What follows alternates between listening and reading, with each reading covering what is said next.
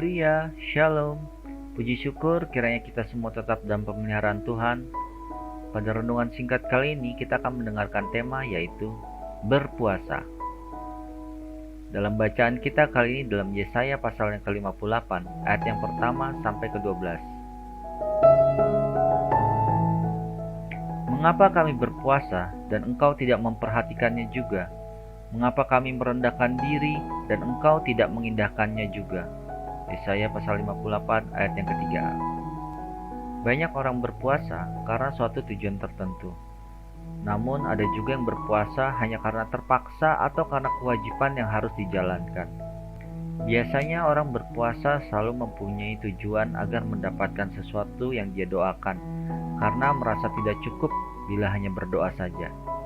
Mungkin juga karena terlalu beratnya pergumulan yang dihadapinya, sehingga perlu disertai dengan puasa. Puasa adalah sesuatu yang kita lakukan sebagai bentuk merendahkan diri di hadapan Tuhan, meminta pertolongan Tuhan. Puasa bukan sekedar menahan lapar dan dahaga saja, tetapi juga nafsu kedagingan kita. Seringkali kita tidak mengerti arti berpuasa yang sebenarnya, sehingga tidak jarang puasa yang kita lakukan itu menjadi sia-sia. Kita menjalankan puasa agar beroleh pujian dari orang lain supaya kelihatan kita ini rohani. Dalam Matius pasal yang ke-6 ayat yang ke-16 dikatakan, "Dan apabila kamu berpuasa, janganlah muram mukamu seperti orang munafik. Mereka mengubah air mukanya supaya orang melihat bahwa mereka sedang berpuasa.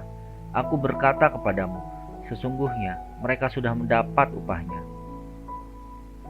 Jangan membuat puasa kita menjadi percuma bila dalam hidup kita belum ada pemberesan dengan Tuhan, yaitu kita masih menyembunyikan dosa. Inilah yang menjadi penghalang kita dengan Tuhan, sehingga puasa kita tidak sampai kepadanya. Ada tertulis, yang merupakan pemisah antara kamu dan Allahmu ialah segala kejahatanmu, dan yang membuat dia menyembunyikan diri terhadap kamu, sehingga ia tidak mendengar ialah segala dosamu. Dalam Yesaya 59 ayat yang kedua.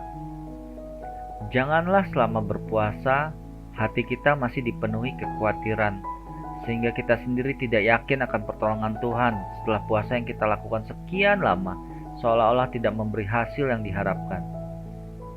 Akhirnya kita mereka-reka jalan kita sendiri dan kita mencari jalan pintas. Kita sendiri yang membatasi kuasa Tuhan bekerja, hingga puasa kita pun menjadi percuma. Kitab Yesaya pasal 55 ayat yang ke-9. Seperti tingginya langit dari bumi, demikianlah tingginya jalanku dari jalanmu, dan rancanganku dari rancanganmu. Di akhir kata untuk renungan singkat kali ini, tanpa pertobatan dan penyerahan penuh kepada Tuhan, puasa kita tidak akan membawa hasil. Haleluya, amin.